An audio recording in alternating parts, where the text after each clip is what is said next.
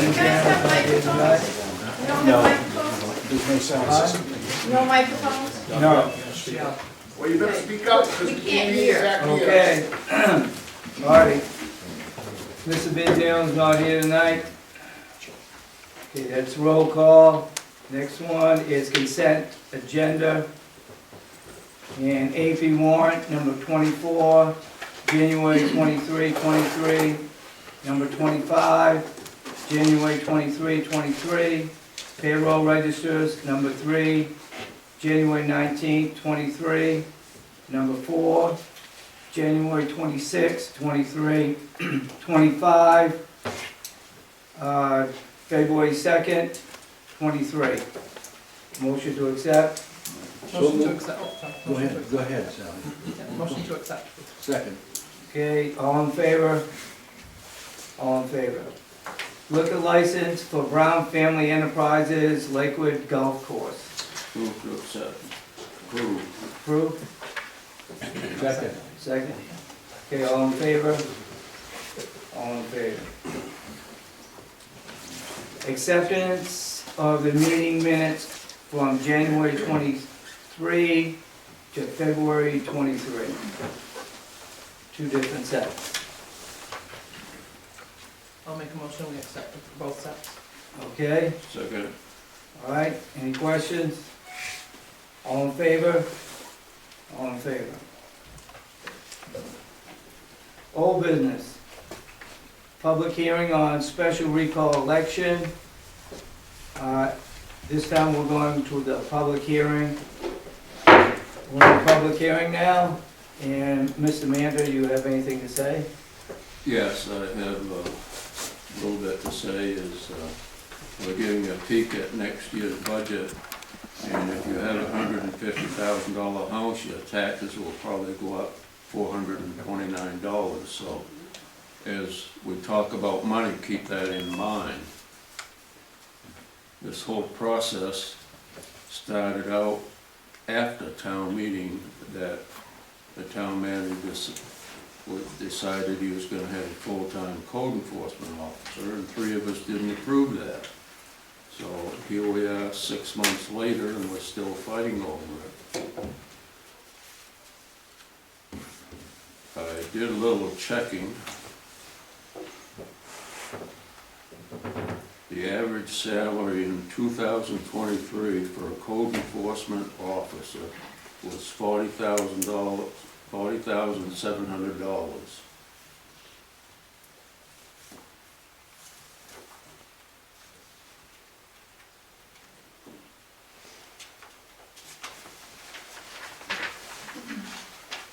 The state of Maine, statewide, under 195 officers, the average pay was $37,520. Florida was $33,345, and that was 3,000 people. So in here, we had a guy who was qualified, that was the alternate. He was getting $21.50 an hour. The town manager brings in his second cousin, which he says has nothing to do with it, but if you start reading into things, and he was paying him $24 an hour. If you don't want your house taxes to go up as much as what's in the proposed budget, you really want to think about this. You get into the fact that this job was not offered to anybody but an inside person who is not qualified for the job, and every time they need something special done, they have to call someone who is qualified, so they end up paying both of them. If you look up nepotism, it is that a relative or friend in an occupation or field is included into a business or some occupation that they're not qualified for, and they get special treatment. But that's okay in Madison. When the town manager sat there and said be prepared because the code enforcement officer's pay was going from $24 an hour to $33 an hour, in that process he set up what could be classified as bribery. Because if you want $9 an hour, you've got to get rid of one of these guys, and that guy happens to be me, which, if that's what you want, is fine.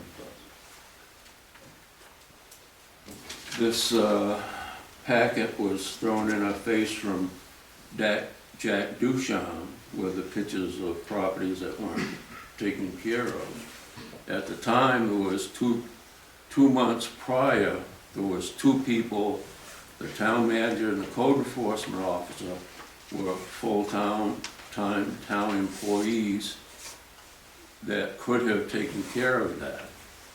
Part of that time, the town manager spends, his big secret is that he's in the church in Solon every Tuesday afternoon. If he took those Tuesday afternoons all summer, he could have taken care of all those properties that Jack Duchamp rightly complained about. They shouldn't have been there by then, but I don't know, maybe I expect too much, but that's all I have right now.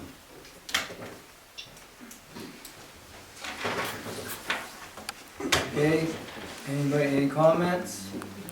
If you have any, please raise your hand, say your name, and you'll have 2 minutes.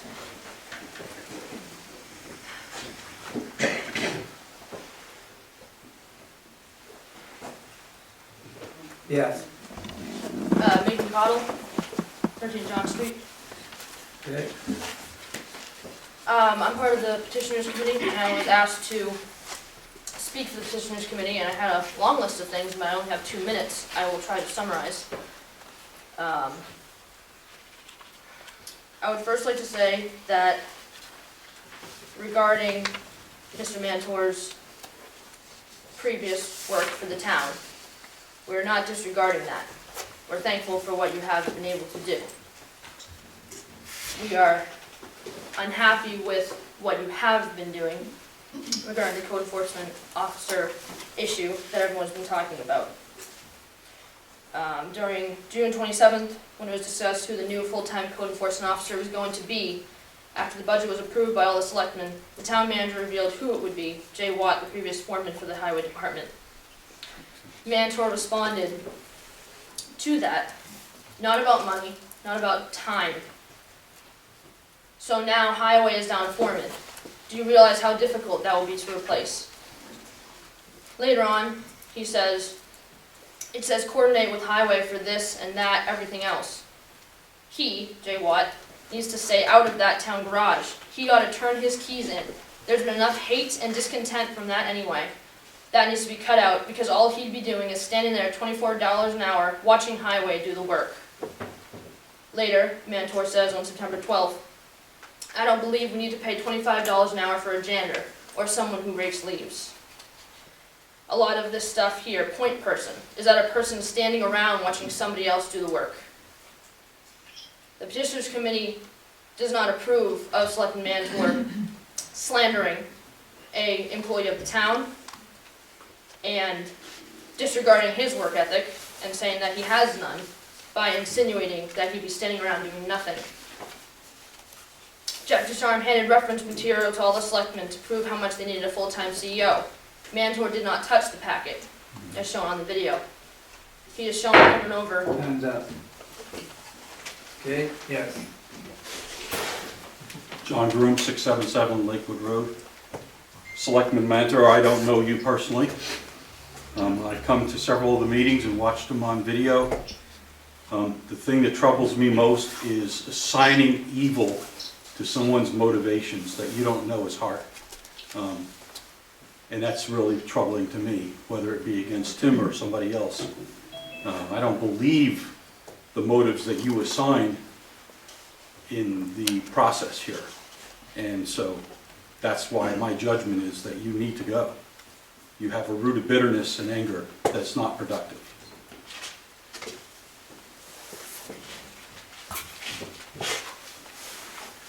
okay, anybody else? Yes, Hi, I wasn't planning on speaking.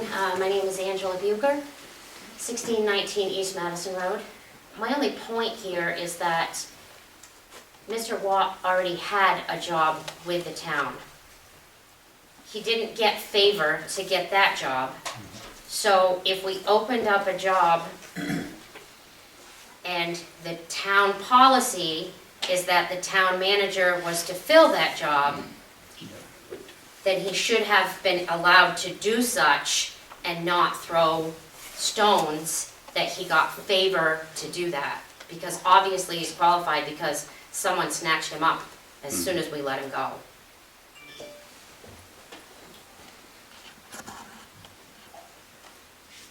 Yeah, My name is Bill Van Tynen. I live on the East Madison Road, 1049 East Madison Road in Madison. And I have known Glenn for a long time. I do think he's done a very good job working for the town of Madison and cares for the town of Madison. I've heard some conflicting information about whether there was a full-time code enforcement officer in the budget or whether there was not. From my own reading of the town meeting warrant, I can't see that there was. I think Glenn is an honest citizen of our town, a good selectman, and I certainly don't plan to cast my vote to recall him. Thank you.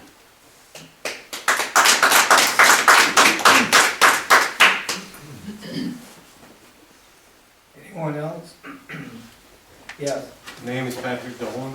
I live on 185 East Madison Road. I'm part of the Budget Advisory Board, and I can tell you that it was included in last year's budget.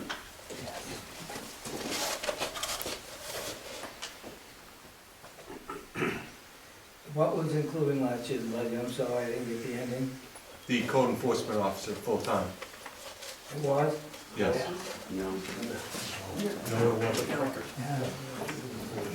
Yeah, My name is Paul Fortin. I have a home on Russell Road. I'm a resident of the town of Madison. Even though I sleep at Emden, I want everybody to know I have the right to speak here tonight. And I had the right to run for selectman. But some of you folks decided to spread it around town that I was not a resident of Madison. So rather than muddy the waters, I chose not to run for selectman in opposition to Glenn. I want to just speak very quickly to what was in the budget.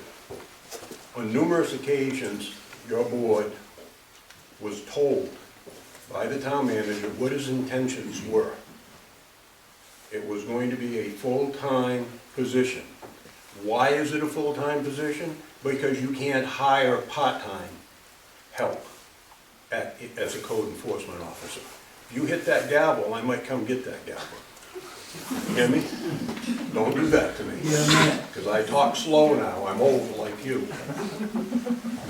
What he said at the advisory board, he said, I'm going to put it in at $50,000, and if we have to come up with more, we'll take it out of last year's budget. We're going to move it forward. That's what he said, exactly what he said, because I was on that advisory board. And many times after that, he brought that up to this board. And they did this. Every time. Every time. Now, when it came time to move the money forward out of the administrator's account, which he planned on, you people decided that you didn't want to do that anymore. I was on the board for 6 years and we did it steady, moving things forward. I bet each one of you guys, and you too, Sally, raised your hand many times to move funds forward. But now, we don't do that anymore in this instance. What I want to say now, the last thing, I think this is a terrible thing that's going on in this town. Terrible. We're going to lose a road commissioner, maybe a selectman, maybe down the road a town manager. He'll have enough of this. And there was no need of it. A young man wanted to get another job, better himself. And somebody decided he wasn't gonna allow that. And that's you, Mr. Mander. And I'm disappointed in you. Very disappointed, because I like you. And you did do a good job. What? There's three of us up here that voted not. You were the one that was the most vocal. You were the one that said the nasty things. Ooh. Thank you, Bob, for letting me go over.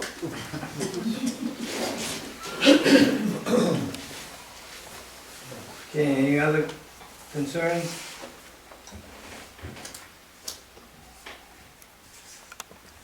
Mr. Mann, you wanna, Nope, voted down. okay? Okay, closing the, public hearing. Okay. I guess somebody's gonna stay, right? All right. Next one, selectmen's concerns from immediately proceeding meeting. Mr. Moody? None, sir. Mr. Manager? None. I'm good, thank you. Good. And I have a couple. One is, we're supposed to get the town manager's evaluation done by either by January or February. And January's ran out, February we gotta get it done. So I'd like to entertain a motion to have the next selectmen's meeting Tuesday, 6:30 right here, the 21st of the month.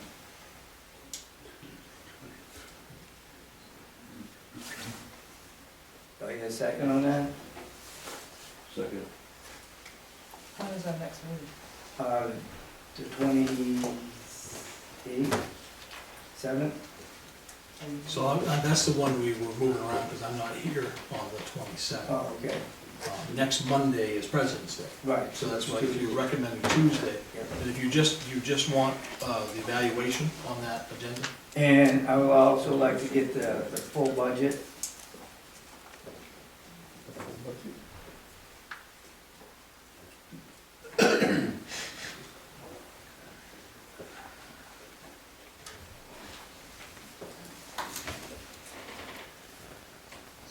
Okay.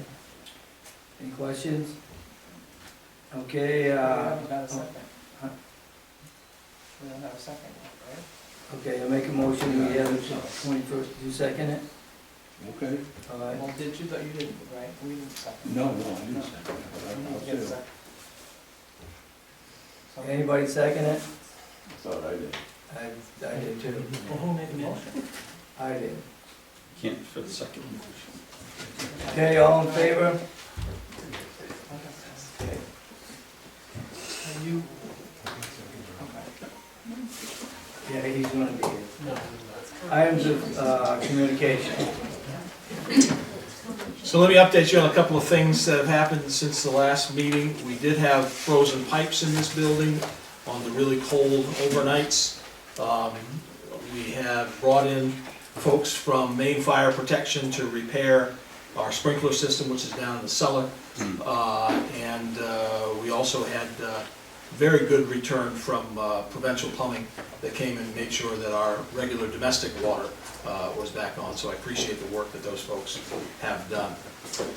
In your packets, Town Clerk Tris Smith has provided a schedule that looks like this. And I know we've got a lot of elections coming up and it's confusing, but we need to nail down when this year's town meeting is, the annual town meeting in June. And so this packet, or information in the packet, talks about when you can take out nomination papers, when they need to be back, absentee voting and town meeting. So typically it is up to the board to take a motion to set the date for town meeting.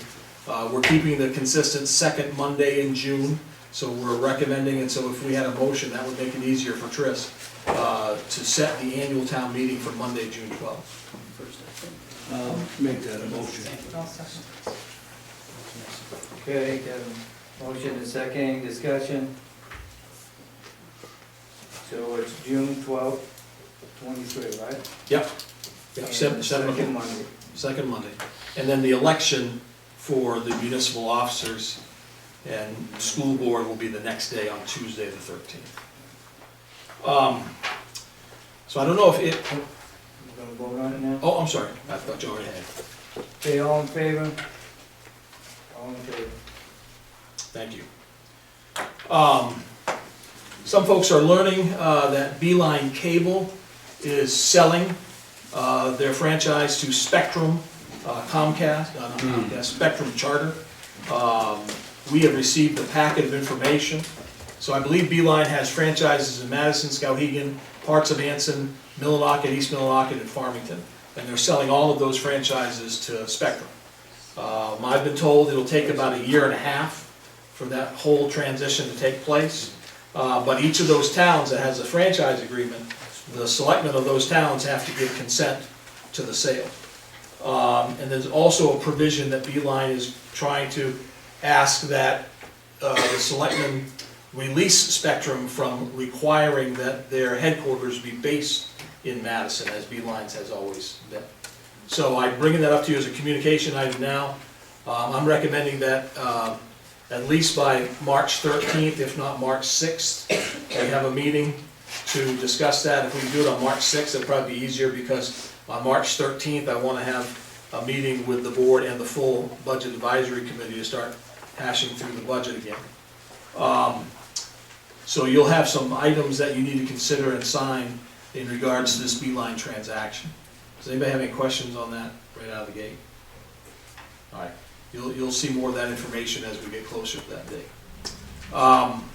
As of today, there are 12 properties left with unpaid 2020 taxes. So those are the 12 that are heading for foreclosure next Friday, the 24th. Looking at the list, I expect most all of these will get paid up. However, if they don't and somebody doesn't get paid by the 24th, then it switches back to you, the board, as to determine what to do with those properties. That would be another thing that you would want to consider on March 6th, if there is anybody.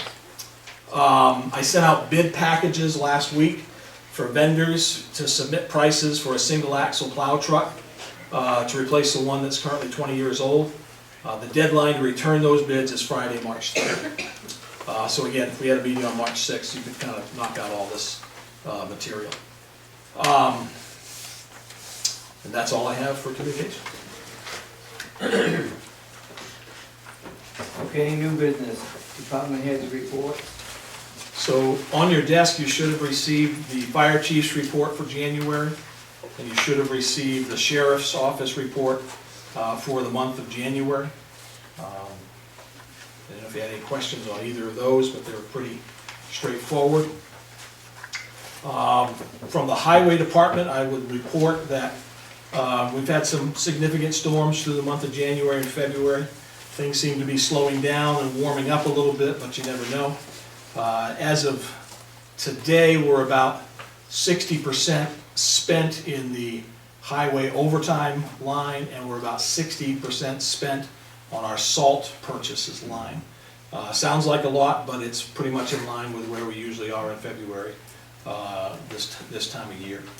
The area road commissioners are discussing posting roads, since this week it's going to be in the 50s and raining. Fairfield's already posted. So Fairfield has posted, Skowhegan's getting ready to, and Norridgewock's getting ready to. So that's something I'll be discussing with the highway crew tomorrow. We're keeping a track of equipment repairs, especially to the Avant sidewalk plow. They had a mechanic up working on a fuel gauge on that today. There has been a laundry list of repairs to that vehicle, and we've only had it for 2 years. I have talked with the salesperson and representatives from the manufacturer. They're going to be up in March to talk more about what solutions they may have to that situation with that. About an $80,000 piece of equipment.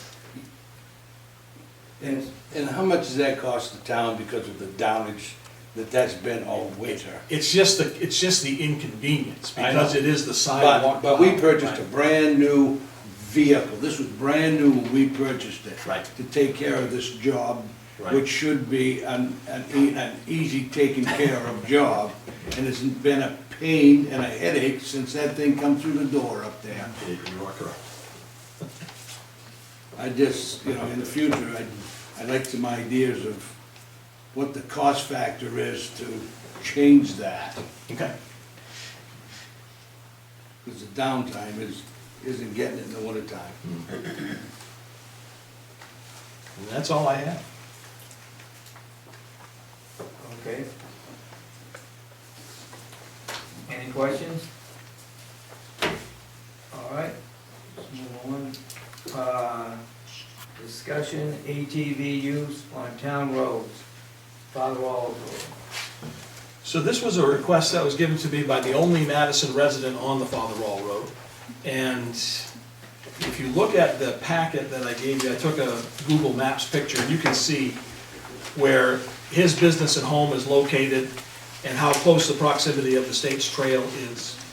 Now, since I posted this agenda, this resident came and sent me an email saying, well, I don't really want to, muddy the waters too much here. But I thought I'd leave it on the agenda just so the board could be familiar with what could be one of many requests that may come as the trail system is developed for use, especially with ATVs.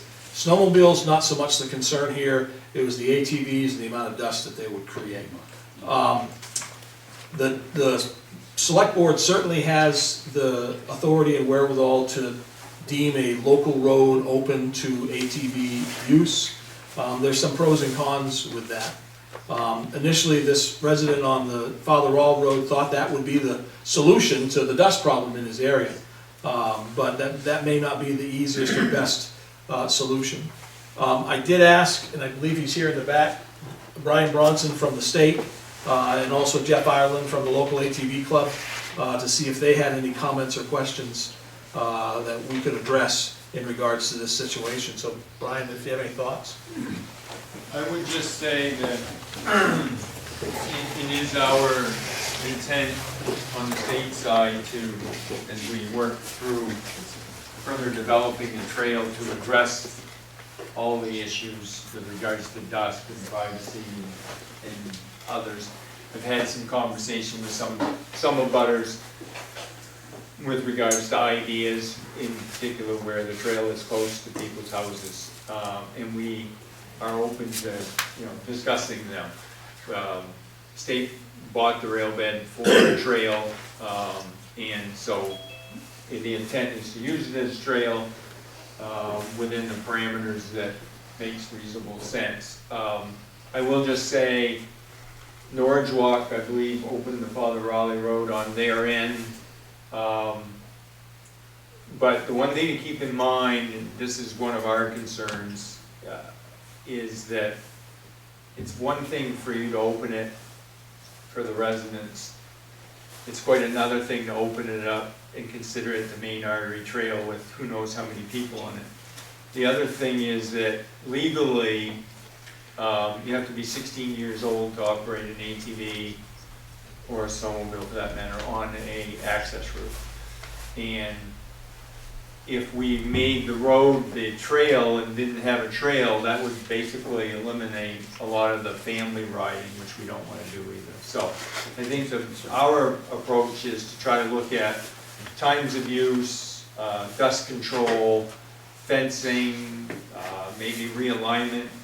We discussed, the possibility of putting a trail beside the rail bed, so that would create a barrier between the trail and his house. Those are all things that we're going to look at on a case-by-case basis on all of these as we work down through. Very much open to, talking to people about it as we go. Have you ever thought about using calcium chloride? Oh yeah, we use it regularly and we will. I mean, that's a standard treatment that where we're near houses, that's the general, that is what we do as a rule. So that will be a product that will be used on this trail from, the Oakland end to the Emden end in many locations.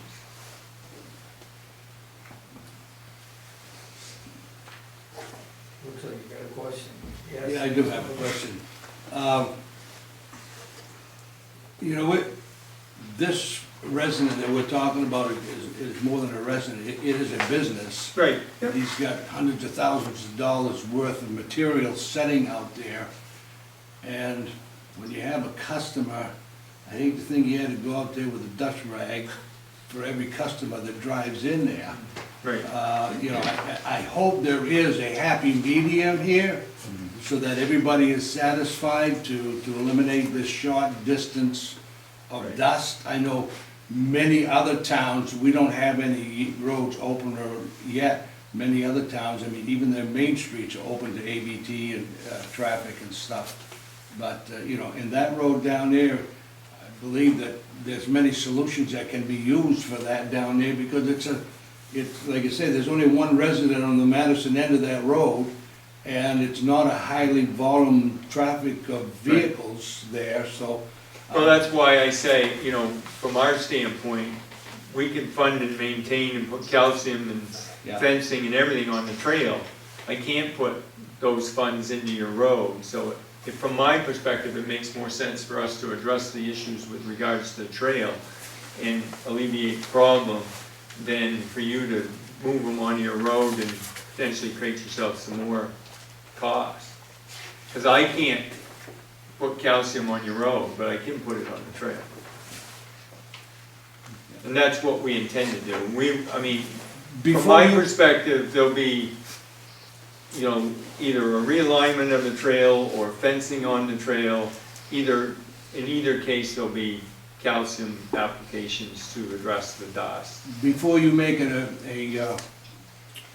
decision, are you going to make contact to make sure that it fits the bill for the business? Yes, absolutely. Okay. Yeah. We just, I mean, again, you know, the trail from the Trestle North is open, right? Yeah.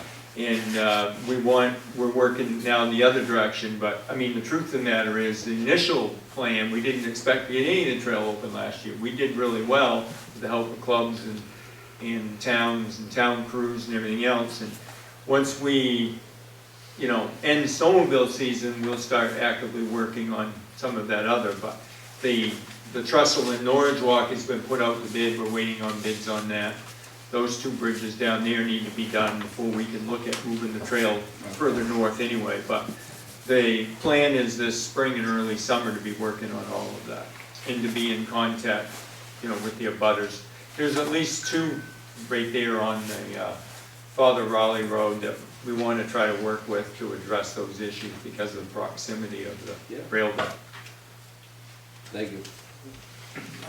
My concern is when the trail gets completed and everybody starts going over it, how often you're gonna keep the dust down or try to keep the dust down? And this is gonna be until you get it situated. Yeah, I mean, the intent, again, depends a lot on the year and area and surface and a variety of things, but typically we add calcium at least twice, usually 3 times a year, depending on, again, a lot of it. If you get a rainy year, you might not need as much. You get a real dry year, you might need it more. Certain areas generally, you know, dry out quicker and they'll need more than other areas. And over time, as money becomes available, there's different types of surface material we can put down, which will also be less likely to have dust. But generally speaking, we do a calcium treatment on, you know, outside of paving it, which nobody wants, we wouldn't be able to, you gotta put some kind of dust control down. Do you have any type of a monitoring system that you use to check on these trouble areas? Monitoring, meaning, Okay, how? we put out cameras, we have staff. No, how long is this calcium chloride gonna work? Through a dry spell, do you check it more often than a Yeah, wet spell? yeah, there's staff that's there, and typically we are in communication with the abutters as well. Okay. You know, all of these people have my card, they had to get a hold of me, and we'll respond. Okay, thank you. Thank you.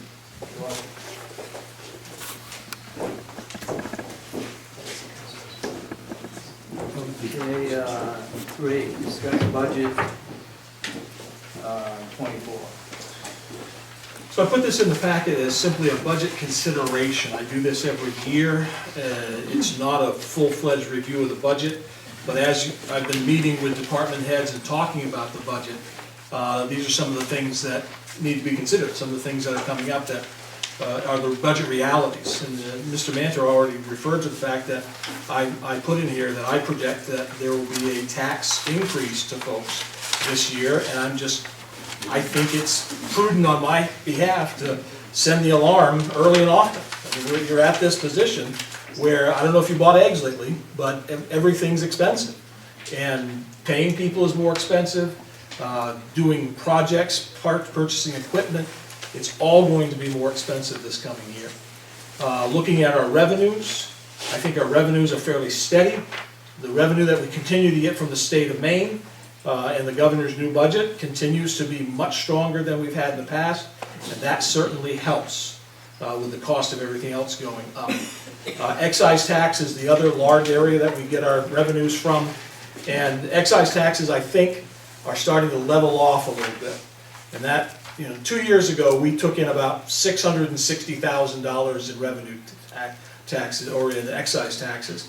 That went up into the sevens, and then the last couple of years, it's been $800,000 and $900,000. I think we're on track for about $850,000 this year, so that number is leveling out. The cost of vehicles and the availability of vehicles probably plays into that. So I think our revenues are going to be pretty consistent.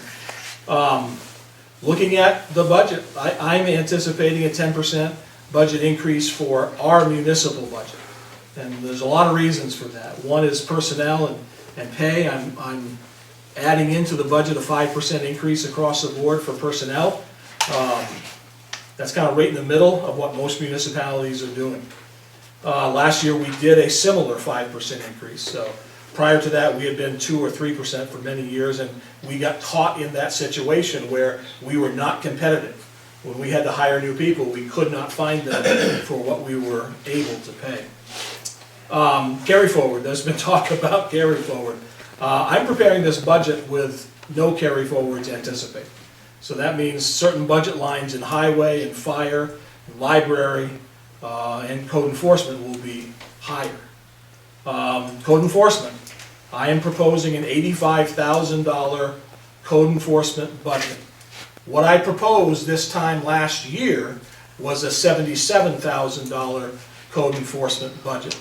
What ended up going to town meeting, as it has been explained already, was a $52,000 because I was trying to reduce the overall impact of the budget. And when we went to town meeting, we did not have a candidate for a full-time position in mind.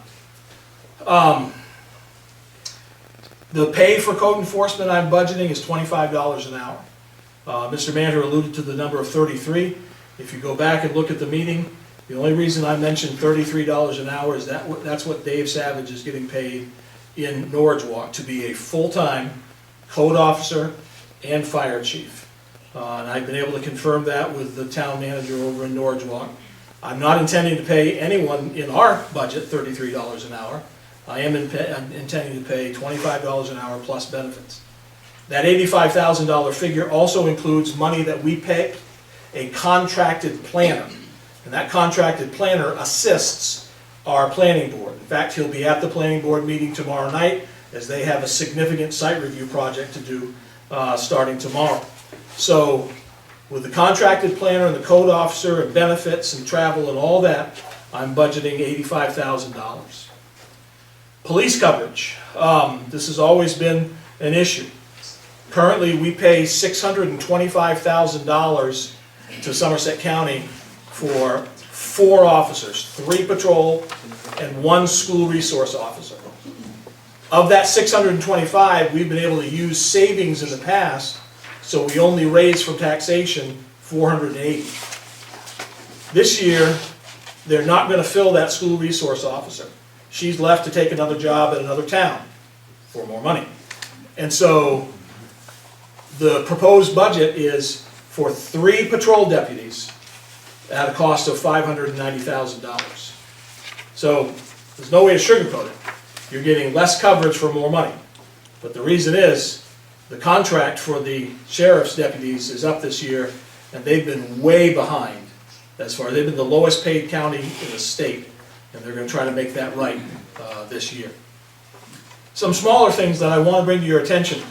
For years, we have paid for our salt and calcium, which is about a $90,000 expense. We've paid for that out of TIF. And the justification for that is all the different roads that we treat that have an impact on the backyard farms area. So there's a connection to that TIF money.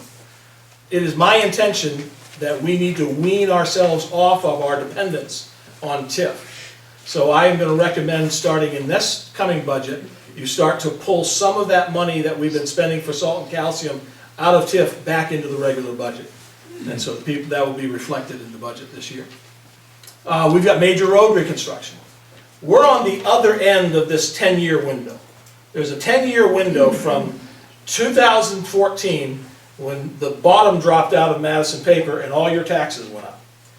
Now we're coming up on 23, 24, where we need to get back to road reconstruction. We've put it off for 10 years. Preble Avenue, all the way from here out to the VFW. That's a major reconstruction. Water and sanitary need to replace everything underneath there. We need to set aside some money for that. We can use some ARPA funds for that, but it won't cover the cost. Once that's done, we need to look a couple years later at Bean Street. If you've driven on Bean Street lately, oh my word, it's a war zone. And but that needs a major reconstruction. Heald Street, that was on the agenda back in 2013, and it got taken off because of Madison paper. So that needs a major reconstruction, and probably Houghton Street as well. So these are things, not all this year, but just keep in your mind, that's a $200,000 or $300,000 addition to the budget every year for our portion of the paving and the storm drains. Highway equipment, we've talked a little bit about replacing some older trucks. We're going to try to use some combinations of available funds, but I'm going to recommend we raise $150,000 from taxation. And then road paving this year, I believe, if I'm following the road surface management program, where we need to catch up is out in East Madison on Naomi Avenue and Beach Road. And then we need to catch up in town on Summer Street, Spring Street, and some of those other in-town roads. Every year, we recommend taking a certain portion of money from our undesignated fund balance and bringing that forward at town meeting. I believe that we have a significant amount of money there, $400,000, maybe $500,000 to bring forward. So if you do all that, you are going to have an impact on your tax rate. Because it's not just the municipal budget that sets your tax rate, it's the school budget. And I'm anticipating the school budget's probably going to go up 10% too. And I've talked to some folks over at the county budget. And I think the county budget's going to be in that same range of 5 to 10% increase. So you're going to have your costs increase, but then you're also going to deal with your valuations. And your valuations continue to fall behind because of the rise in the housing market. And if we don't maintain a 90% ratio between what your house is worth and what your house is valued at, then the state pulls back money from us. And so you're kind of damned if you do, damned if you don't. So over the last couple of years, you may have noticed that if you had a house that was valued at $100,000, now it's probably valued at $110,000. Well, that house valued at $110,000 probably next year will be valued at $122,000. Just because those valuations have to creep up. So when you raise a valuation, usually if your spending is flat, the mill rate goes down. And the last couple of years we've been able to do that. It won't happen this year. Unless something happens that I'm missing, I'm telling you, I'm ringing the bell. Your taxes are going up. And we're just going to try to do our best to mitigate the impact on that. But I can't see any way around it. And so I told the board, I said, you know, right now my best guess is if your mill rate goes up $1 and your property value goes up 10%, if you got a $100,000 house, your property taxes will go up about $300. If you got a $150,000 house, your property taxes will go up about $450. So that's just the reality that I'm trying to present here. And we can squeeze this budget. We talked about code enforcement, but that code enforcement increase from 52 to 85, that's $33,000. That's less than 1% of the whole budget. So we can squeeze, we can try to cut some things back and maybe pull more money, but at the end of the day, you gotta, all you people that are here, go to the school board meeting, all right? Because they're talking about the budget too. And so that's the biggest piece, that's 75% of your taxes is the school budget. So everybody's gotta face the facts that prices are going up. So that's my stump speech. I have one more question here. On the police coverage, so we get 3 police for, let's say, $600,000. Yep. That's $200,000 per person. For an officer, all their equipment, and the vehicle. And the resources. Yeah. It's about, I believe the sheriff told me it's about $179,000 for a fully encumbered deputy. And you're getting 3 of them. Oh, yeah, oh, Tim, the things that you woke me up to here, that, first of all, I like the idea that you're trying to bring up the employee wages, because right now it's a bidden concept. Right. You know, I mean, truck drivers, employees, I don't care what it is. And I hope that this brings us up somewhere in that vicinity that we're compatible. Yeah. I don't know if that 5% is gonna bring us up to that compatible. That was number one. And number two, when we do get a road commissioner, and we are behind on that, as far as paying for a road commissioner, we need to find out the average, and I think you did a paper on it, I don't have it in front of me, that we need to get somewhere in the average area of what they're paying road commissioners on, we're not gonna get qualified people on that end of it. And as far as the budget goes, you know, we're talking about a whole mill, and I understand where you're coming from, but I probably am not gonna be popular, because between the advisory board and this board, remember when we went through COVID and we went through line by line by line? I think we're back to that area that, you know, as far as these taxpayers that we're representing, we need to take the time and the effort. If we can cut a little bit without hurting ourselves and not bleed too bad, we need to go line by line to see where the necessities are and where the necessities aren't. A whole mill rate is quite a bit. And if it has to be, it has to be. But I think we need to put that effort forward with the advisory board to do this, and expect to not do it in one evening. You're gonna have to break it down and do it more in one evening. And I think from what Mr. Gopian said about having a meeting next Tuesday and nothing else on the agenda, I think that'll be your first crack as a board of going through it line by line. Yeah. Of course, members of the public are welcome to attend that too. Yes, yeah, good. wow, we're getting into about money here. Yes. Another question, Town Manager, if the board chose to pull forward from the budget, would that bring down any of the taxes for next year? This is where we got in trouble last year, because I set a budget to town meeting with the anticipation that we were gonna pull money from highway and pull money for the library and the fire department. Don, I don't know if Don's still here, but Don's done this every year. He's done a great job with his budget. And then he's got certain things that come June, he knows he needs. And so we always pull forward money for that. I think at the best you'd probably save $50,000 or $60,000. The other stuff you're carrying forward is capital equipment. Because to order a truck, you order one now, it's not gonna be available for 15 months. So it's gonna take you through 2 budget cycles.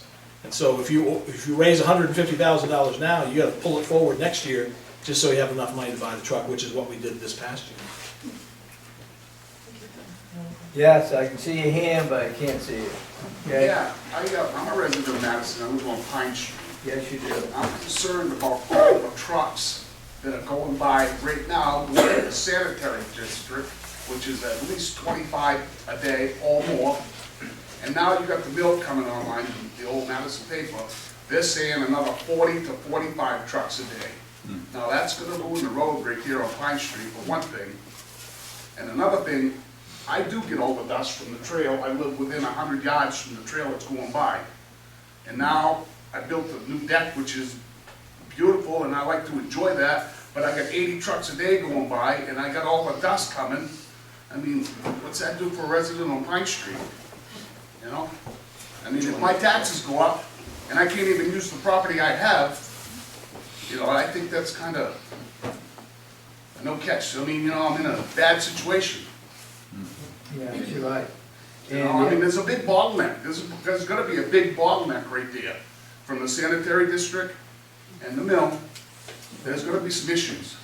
I We know all this- know that. Right, and I know the sanitation district is working diligently to come up with something that we can do this with. So we get everybody in there. We're thinking about sometimes even rearranging some of the pipes so we don't have to go on there. Well, I would think that they could use that way station area down on Kennebec Street to set up some kind of a pump station to go to that sanitary district. I mean, We that would eliminate half the trucks. thought about that and tried to do it, and the thing is, we don't own it. Right, you don't own that mill off the way Right. station. The waiting station, that would have been the ideal place. So whoever owns that won't sell that, or have you approached the people that own that? Or- Yes, we have. There's And the they're not people willing own to it. bargain, or, Nothing, no. nothing yet. Nope. Well, I really believe something's gotta be done in that area. You're And like I absolutely- said, Yeah. I live right there, and I'm getting every truck that goes by. And You now, know that, Bob. right. Your wife walks that street every day. Yeah, and the other thing too on that street too, there's still houses closer than yours if you go down by the sanitation. Absolutely. Right. Yeah, yeah. Like I said, I'm within 100 yards from that trail. I'm gonna get the dust from the trail, and plus from the 80 trucks going by. I mean, I could wash my windows every week if I wanted to. Okay, It's crazy. yeah, yeah, I do wash my windows. On Vine Street. Absolutely. Right across from the sanitary Yeah. district and the back entrance to the mill. Yeah, My problem is right now on Vine Street, it's very narrow. yes. And it's because of ice built up, because the plows aren't getting rid of that on the side. And it's building it up. So when you're going down the road, you're getting that crusted up part, that iced over part, and it bears you. That road is not wide enough for the traffic that we're getting on that road. Well, especially two trucks at the same time. That's right. And then you have the backups, they're waiting up on Pine Street, they can't get in. So cars coming down Pine Street, and me getting out of my driveway, I'm putting my life in my hands. yeah, especially on that corner. Yes, and it's the same thing as coming down South Maple Street. You come down out of South Maple Street, the back of Rennie's, you get down there and you look both ways, and I talked to Jim about this before. There's nothing coming, you get out there and then bang, there's a car right there. Yeah. And somebody's gonna get killed, might be me. Well, it's true. You can't even get out of my driveway. The only thing I've achieved to a stop is those 18-wheelers going up Perkins Street. Yeah, And those things in the wintertime, they get halfway up and then they just slide on back. the plow truck couldn't get up there. They had to back down. It Yep. was all ice and they couldn't get up. It's That was because this you got a year. driveway for them. The town used to plow my driveway at one time, years ago. Okay, any other questions? I got one quick one. Oh, yeah. What's the hours of the police department? The, No, I'm being serious. the, What's their hours per week? Do they work 7 AM to 5 PM, or does anybody know? I don't know. you're talking I'm the about fire chief of the regular town, police that's all. officer, or you're talking about the person who works downstairs and gets a phone and stuff like that? No, the police in general. Okay, that's Tim's question. So their shifts start at 6 AM, and they do a 12-hour or 10-hour shift, and so there's no scheduled coverage from midnight to 6 AM. Same However, to midnight, it- it's a lot more than 10 hours. No, I'm saying that one guy works from 6 AM to 4 in the afternoon, the other guy works from 4 in the afternoon to midnight, Oh, I see. or 2 AM. But for those hours between 2 AM and 6 AM, there's no scheduled coverage, but there is call-out coverage. So if there's an accident or somebody feels like they're getting threatened, they can call the comm center 24/7 and get somebody to Oh, respond. we have an accident in the morning, 4 Yep, o'clock. that's right. 6 o'clock. Takes over an hour for law enforcement to get there. Yep. Why are we paying these guys that kind of money? I just don't understand. Because that's what it You told us costs. years ago that nothing was gonna change, but I'll tell you what, it's changed. Well, I think that. And we're still paying the big bucks, why? You make a good point, Don, but I think if we still had a police chief and 4 or 5 officers, we'd be spending twice as much. You'd have a police budget of $1.2 million. And the town of Pittsfield, they've got $1 million police budget, but they don't have any police officers. They can't hire them. So there's nobody at the police station downstairs during the day or at night? It's all, they're out on the road? From 8 in the morning until 3 in the afternoon, there is a dispatch person there. But the scheduled shift is, they get their schedule from East Madison, and they cover Madison in 3 shifts. They used to have a call button down there. They still do. They do? Yep, it's a little box right on the outside of the door. You can just pick it up, it'll go right to the comm center.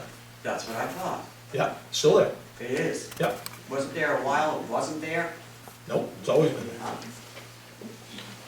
Yes, Mr. Wood. What you have to understand is that recently, the state police is not doing any more road patrol. So all the counties have to pick up all of that slack. So you've got your county deputies here that are entertaining. There's about 52,000 people in this county, and about a third of them are on the bottom end of us, Pittsfield and Fairfield and what have you. The rest of it is time consuming to respond. I mean, you're talking all the way to the border. And what's happening here is that when they go to the chiefs meeting, they're very open about it. They'll tell the other chiefs, I got a deal coming up, and if I can get your person, or one from you, or one for you, it's all about money, I'm gonna recruit them. And that's what's happening, and the pool is dropping all the time. There isn't the pool anymore. On top of that, as far as the profession goes, they're not getting any applicants that want to do the job anymore. So you're in a catch-22 here as far as police protection goes. Because they just, if they've got 3 deputies a shift, if one gets called to Jackman and the other one gets called to, let's say over to towards Dexter that way, that leaves one guy covering the whole section. And he can't keep up with the response. And now there's so many domestics, there's almost a policy in all law enforcement to send 2 people, because that's where they're all getting injured and killed. So they have policies to send 2 people. So, we've been fortunate. We've talked with the sheriff. He's doing his best, trying to recruit, trying to hire people. It's an uphill battle right now, and we're lucky to have what we've got right now. It's the way it is. We don't like it, you don't like it, but it's all in reality. Yeah. Okay? Oh, yes. I just have a question. Are we in citizens right now? There's been a lot No, of, we're gonna be in about 2 minutes. I'll wait. Okay, anybody, any questions? No, move along, all right, Selectmen's, concerns. Mr. Moody? None. Good, and I'm good. Now we're in citizens' concerns. Thank you. Yes. Angela Bucher. Just a couple of questions. It's been brought to my attention that we had someone apply for the road commissioner position. Can you confirm that that is true or not true? We actually had 2 people apply, and they both came in and sat with a interview committee made up of myself and 3 of the select board members last week. So that is true, we did have 2 people apply. Okay. Number 2, if we don't have a code enforcement officer currently, who is handling complaints that are happening at the mill? I mean, obviously, there's a lot going on at the mill. As far as safety, as far as code enforcement, who's handling that? So, I think you get 2 different things going on there. If there's concerns in regards to codes, safety, health, in general, people contact the town office. Since I'm there every day, I field those calls, and if it's something I can take care of, I deal with it. If I have to farm it out to Jay Watt or Dave Savage, Dave's more experienced with plumbing, so I'd farm out plumbing questions to him. If it's a DEP thing, I contact DEP, so that's how it's handled. We're not getting many calls with concerns about safety at the mill. Most of those workers you see there at the mill right now are employed by Chimbro, and so they have their own coverage, if you will. Okay. And I know they're working up really high. yeah, no doubt. Last but not least, I had to drive through Madison tonight to go across the Anson Bridge and waited probably 20 to 25 minutes in traffic, which never happens in the town of Madison, because people were crossing and there's no rhyme nor reason. I guess they were getting out of work, going to their cars, but they just kept crossing, and traffic with the trucks, they were backed up on Pine Street. Is that gonna be addressed at all? I'll say this in a way that I don't want to seem like a smart, wise guy, but Pine Street, Main Street, it's the price of development. I mean, the realities are, when those Chimbro guys are done, Timber HP is gonna have 60 or 70 workers there. And we have established 2 crosswalks, one with a flashing light above and the other with one of those things you push and the lights flash, to try to help draw more attention there. But, I mean, how many times did we have to stop when Madison Paper was changing shifts? Right, yeah. And there was 200 people there. Yeah, no, I agree. And the flashing lights are very obvious. It is still really dark there. It is. So that might There's be. only somebody here from Madison Electric. Yeah. Thanks, Tim. Throw you under the bus. You'll get on that in the morning.